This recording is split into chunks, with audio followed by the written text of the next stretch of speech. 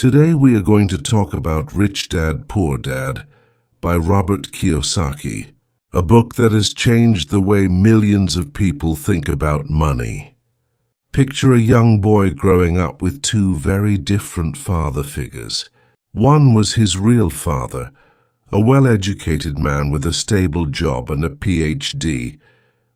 He believed that success came through school, good grades, and a secure career. The other was his best friend's father, a businessman with little formal education, but he had a sharp understanding of money and how it really works. These two men shaped Robert Kiyosaki's thinking about wealth, but in opposite ways. One became his poor dad, the other his rich dad. Their lessons clashed, and out of this conflict came life-changing insights. Poor Dad believed the path to security was education, employment, and saving money. He would say things like, "I can't afford that," or "get a good job." His advice was full of fear and always about playing it safe. Rich Dad, on the other hand, taught Robert to flip the question. Instead of saying, "I can't afford it," he would ask, "How can I afford it?" That small shift changes everything about how the brain works. One mindset closes the brain and accepts limits. The other forces it to create solutions and search for opportunities. This difference in mindset is the foundation of the book. Kiyosaki explains that poverty is not just the absence of money. It is the absence of financial education and the presence of limiting beliefs. If you always chase a salary, you live in the rat race. Wake up, work, collect a paycheck, pay bills, and repeat. Rich Dad believed freedom begins when money works for you. One of the most powerful lessons Robert learned was about assets and liabilities. Poor Dad never really understood this difference. He thought his house was an asset because it looked valuable. But Rich Dad explained, "An asset puts money in your pocket, a liability takes it out." Rental property that pays monthly income is an asset. Stocks, bonds, and businesses that grow your wealth are assets too. Expensive cars and big houses with heavy loans are liabilities. The middle class often confuses liabilities for assets and stays stuck financially. Think about it. Millions of people work harder each year but never get free.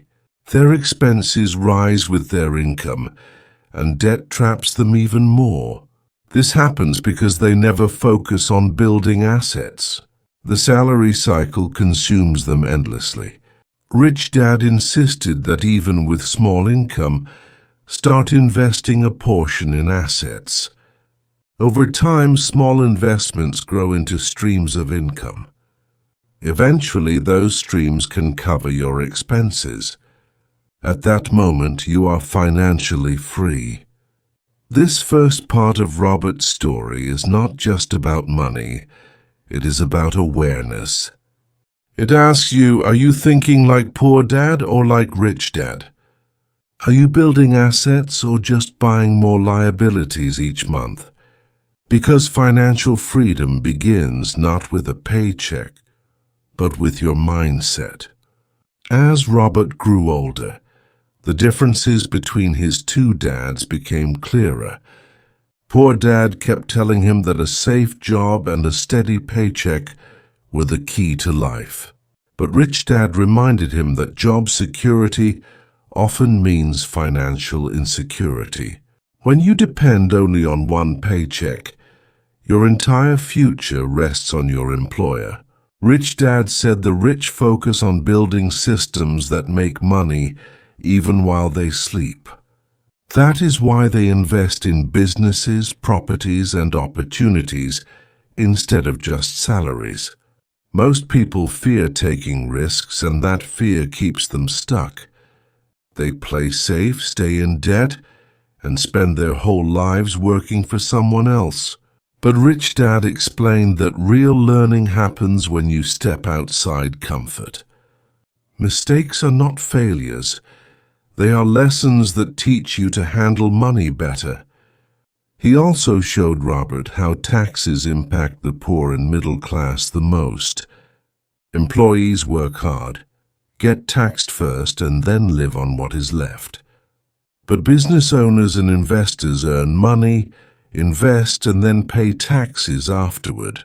This legal difference creates a huge gap between the rich and everyone else. Rich Dad often said, "The poor and middle class work for money. The rich make money work for them."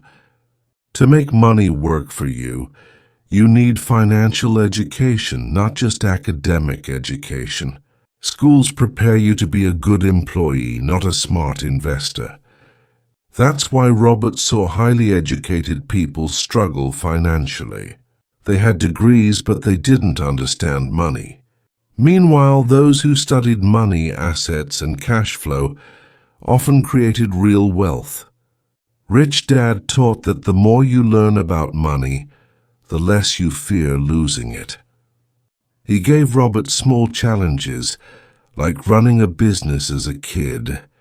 Through trial and error, Robert learned to think like an entrepreneur.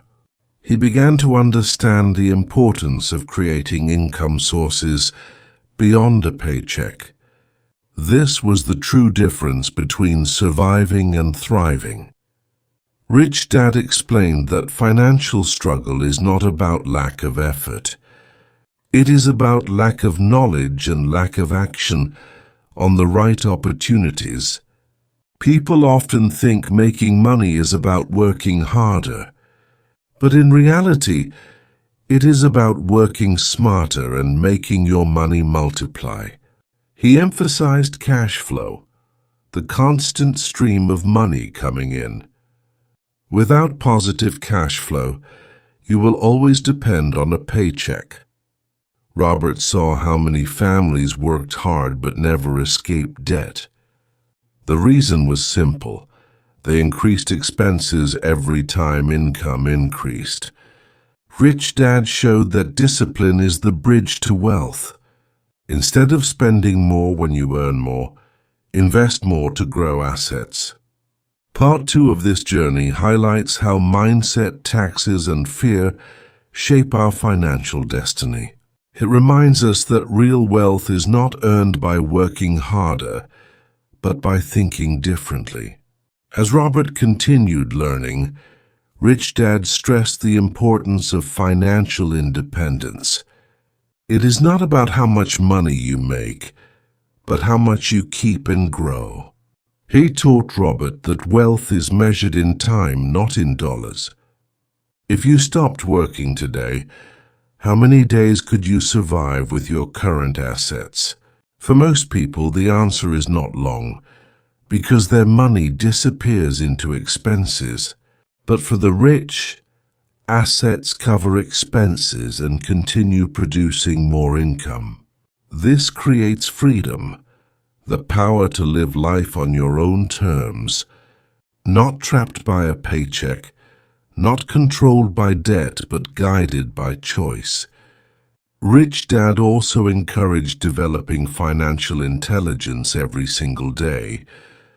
Read books, learn from mistakes, and study how money moves in the real world. He warned that schools do not teach this essential subject. That is why people with high degrees can still struggle financially all their lives. Financial intelligence means knowing how to evaluate investments. It means understanding markets, recognizing opportunities, and minimizing risks. Robert realized that the greatest asset of all is your mind. If you train it well, it can create unlimited wealth and opportunities. But if you leave it weak, even $1 million can vanish quickly. That is why lottery winners often return to poverty in just a few years. Rich Dad's philosophy was simple: feed your mind before you feed your wallet. Because the stronger your mind, the stronger your financial future will be. Another key lesson was the value of taking action.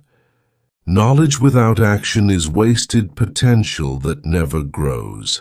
Many people read, plan, and dream but never step forward. The rich take action, learn from failure, and adjust until they succeed. Robert saw how the fear of losing money holds most people back. But he learned that the pain of never trying is much greater. In the end, Rich Dad, Poor Dad is not just about money. It is about freedom, responsibility, and building a mindset of growth. It tells us that assets, cash flow, and financial education are the keys to wealth, and that true success comes when money becomes your servant, not your master. So ask yourself today, are you living the story of the poor dad or the rich dad? Because the decision you make now will shape the rest of your financial life.